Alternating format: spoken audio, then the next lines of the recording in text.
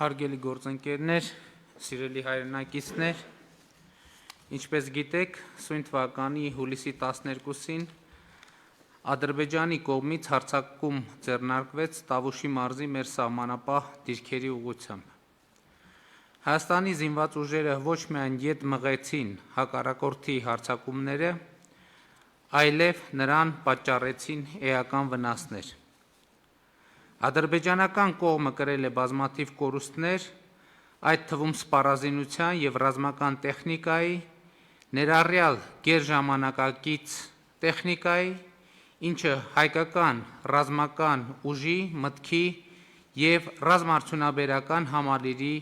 ակնհայտ հաղթանակն է։ Շատ ավելի ուժեղ էր հակառակորդին հասցված բարոյահոգեբանական հարվածը, և սահմանին տեղի ունեցած դեպքերի արդյունքում Ադրբեջանում ներքաղաքական անկայուն վիճակ է ստեղծվել, ինչը այդ երկրի ղեկավարությանը ստիպում է դիմել նորանոր սադրանքների,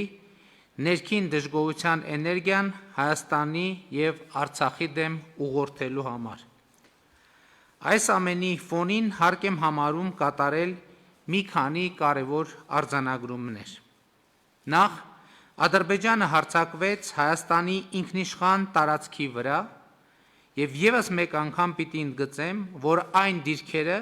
որոնք դարձել են վերջին երկու շաբաթվա իրադարձությունների կիզակետ, գտնվում են Հայաստանի ինքնիշխան տարածքում և Հայաստանին ուղղված Ադրբեջանի մեղադրանքները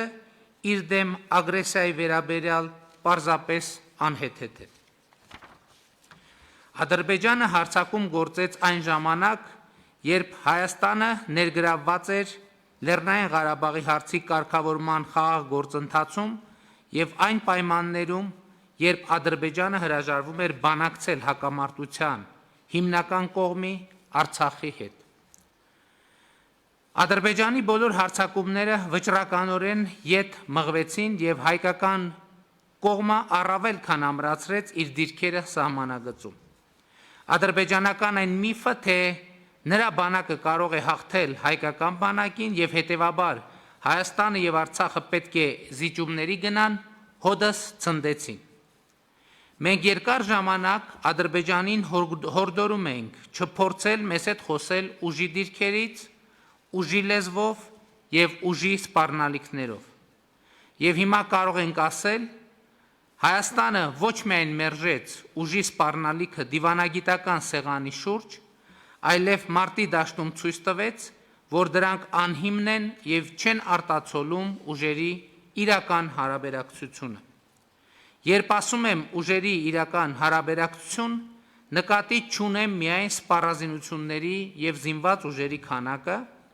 այլ նախ և առաջ նրանց գործողությունների որակը, կառավարման մակարդակը։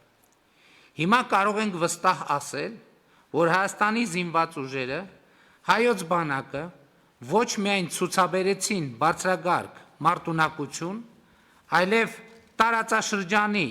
ամենամարտունակ և ամենաինտելեկտուալ բանակի համարումը վերահաստատեցին։ Եվ սա պարզապես հայտարարություն չէ, այլ հուլիսի 12-ից հետո տեղի ունեցածի մանրավասն վերլուծությունից բխող հետևություն։ Մեր բանակը ինչպես եղել, այնպես էլ շարունակում է մնալ համազգային հպարտության աղբյուր և Տավուշում ևս մեկ անգամ վերահաստատեց իր այս կարգավիճակը։ Կարևոր եմ համարում նաև այն, որ Հայաստանի հասարակությունը ցույց տվեց միահամուռ աջակցություն և վստահություն իր լեգիտիմ կառավարությանը և զինված ուժերին։ Կուզենայի առանձնահատուկ ընդգծել Սփյուռքի մեր հայրենակիցների միասնությունը, Հայաստանին իրենց օգնելու նվիրումը, խոհեմությունը և սթափությունը։ Սփյուռքի մեր հայրենակիցները այս օրերին ևս մեկ անգամ ցույց դրեցին, որ մենք մեկ ամբողջություն ենք, մեկ ընտանիք, մեկ ոգի և մեկ ինքնություն։ Սիրելի հայրենակիցներ, հարգելի գործընկերներ,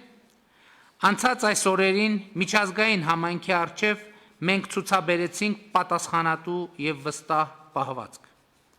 Մենք հավատարիմ մնացինք կրակի դադարեցման 3 պայմանավորվածություններին, որոնք հաջորդաբար խախտվում էին Ադրբեջանի կողմից, ամեն անգամ նրա զինված ուժերին պատճառելով նոր կորուստներ։ Մենք հանդես չեկանք Ադրբեջանի ժողովրդին եւ նրա քաղաքացիական ենթակառուցվածքներին ուղղված սպառնալիքներով, անգամ այն պայմաններում, երբ Ադրբեջանի պաշտպանության նախարարությունը սպառնում էր հրթիռակոծել Մեծամորի ատոմակայանը։ Այս սպառնալիքը ի դեպ պետք է դառնա լրջագույն միջազգային քննության առարկա, որովհետև ի ցույց է դնում ահաբեկչական պետություն լինելու Ադրբեջանի էությունը։ Հուլիսի 12-ից հետո միջազգային հանրությունը հանդես եկավ հրադադարի խախտումները դատապարտելու եւ բռնությունը դադարեցնելու բազմաթիվ կոչերով։ Հրադադարի վերականգնման գործում մեծ ներդրում ունեն ԵԱՀԿ Մինսկի խմբի համանախագահները եւ նրանց երկրները։ Այս տեսակետից հատկապես արդյունավետ էր Ռուսաստանի Դաշնության ներգրավումը, որն արտահայտվեց ինչպես արտաքին գործերի նախարարության, այնպես էլ զինված ուժերի գլխավոր շտաբների մակարդակով։ Միակ երկիրը, ով փորձում էր ոչ թե հանդարտեցնել իրավիճակը, այլ առավել մեծ բռնություններ հրահրել, Թուրքիան էր։ Հաշվի առնելով այդ երկրի ապակայունացնող եւ ագրեսիվ քաղաքականությունը իրեն սահմանակցող մի շարք տարածաշրջաններում եւ ավանդական հակահայկական քաղաքականությունը, որը արտահայտվում է հայոց ցեղասպանության արդարացմամբ, Թուրքիայի այս գործելակերպը մեծ հաշվով անակնկալ չէր։ Բայց նրա ագրեսիվության աճը առաջ է բերում մեր քաղաքականության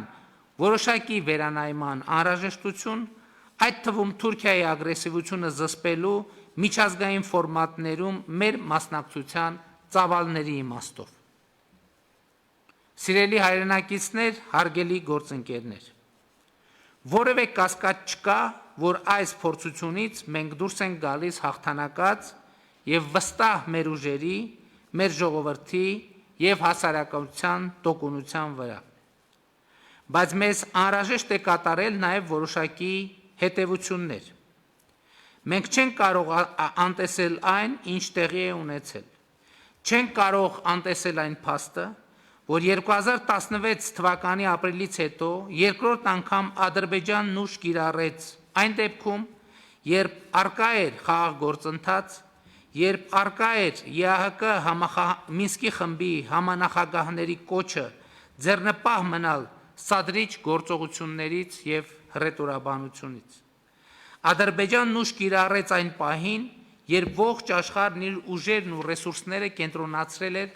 մարդկությանը պատուհասած համաշխարհային համավարակի դեմ պայքարի վրա։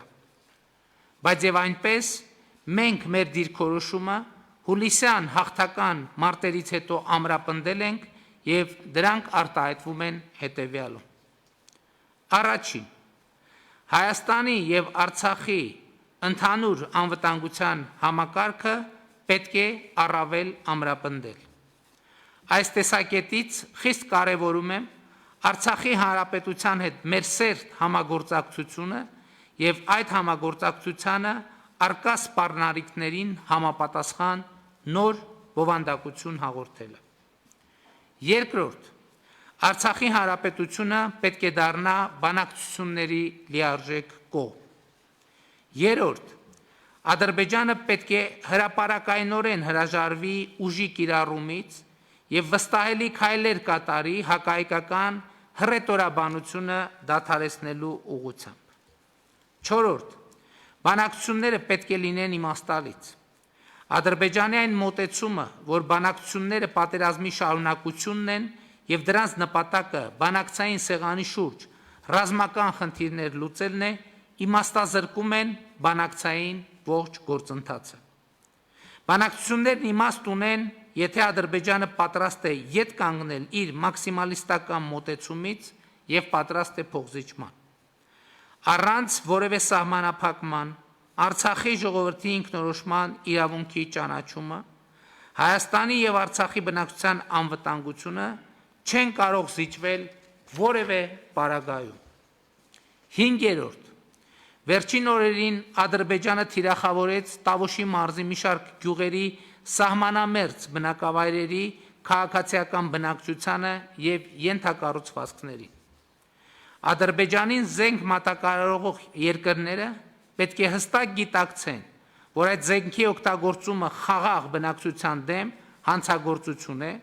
քանի որ այնպիսի տպավորություն է ստեղծվում, որ Հայաստանի զինված ուժերի եւ խաղաղ բնակչության դեմ կռվում է ոչ թե Ադրբեջանը, այլ օտարերկրյա ճշգրիտ մահաբեր զինատեսակներ արտադրող միջազգային կորպորացիաներ իրենց մասնագետներով հանդերձ։ Արդեն երրորդ տասնամյակը ձգվող հակամարտությունը լուրջ վնաս է հասցնում Հայաստանի սահմանավերձ բնակավայրերին եւ Արցախում ապրող մարդկանց եւ խախտում է նրանց քաղաքական, տնտեսական, բնապահպանական, տեղաշարժի եւ այլ իրավունքներ։ Այն մոտեցումը, որ այդ իրավունքները կարող են իրացվել միայն հակամարտության կարգավորումից հետո, ընդունելի չէ։ Հակամարտության գոտում ապրող մարդկանց խնդիրները պետք է դառնան բանակցային օրակարգի առաջնային մաս։ 6. Հրադադարի պահպանման մոնիտորինգը, որը գոյություն ուներ մինչև համավարակը, փաստացի խիստ սահմանափակ է։ Անհրաժեշտ է ներդնել արդյունավետ միջազգային մոնիտորինգ, որը լինի մշտական եւ ունենա ստուգողական մեխանիզմներ, որոնք կարձանագրեն, թե երբ եւ որ կողմն է խախտել հրադադարը։ Նմանօրինակ մոնիտորինգային գործունեություն կարող է իրականացնել ԵԱՀԿ գործող նախագահի անձնական ներկայացուցչի գրասենյակը, որն ունի տարածաշրջանում տարիների փորձառություն եւ կարող է ապահովել ԵԱՀԿ դիտորդների մշտական ներկայությունը տարածաշրջանում թե պետական սահմանին եւ թե շփման գծում։ Զինվորականների միջև տեղում ուղիղ կապի ապահովումը արդյունավետ գործիք է միջադեպերը կանխելու եւ պարզաբանելու ուղղությամբ։ 7. Հակամարտության խաղաղ կարգավորման նպատակով Հայաստանը շարունակելու աշխատել ԵԱՀԿ Մինսկի խմբի համանախագահների հետ։ Մենք վճռականորեն մերժել եւ մերժելու ենք հակամարտության շահարկմամբ տարածաշրջանը ապակայունացնելու Թուրքիայի փորձերը։ Սիրելի հայրենակիցներ, հարգելի գործընկերներ, հուլիսյան հաղթական մարտերը ցույց տվեցին, որ 2018 թվականի ոչ բռնի, թավշյա, ժողովրդական հեղափոխության, դրան հետևած ժողովրդավարացման, կոռուպցիայի դեմ պայքարի, բարեփոխումների, բանակի զարգացման նոր հայեցակարգի արդյունքում մեր երկիրն ու հասարակությունը դիմակայունության ու համախմբվածության նոր մակարդակի են հասել։ Մեզ կարելի է ոգևորվել այս փաստից, բայց եւ այդ ոգևորությունը պետք է փոխակերպվի ամենօրյա ստեղծարար աշխատանքի, մեր երկրի տնտեսական, քաղաքական, ռազմական ու դիվանագիտական պոտենցիալը զարգացնելու ուղղությամբ։ Եվ մենք կհաղթենք,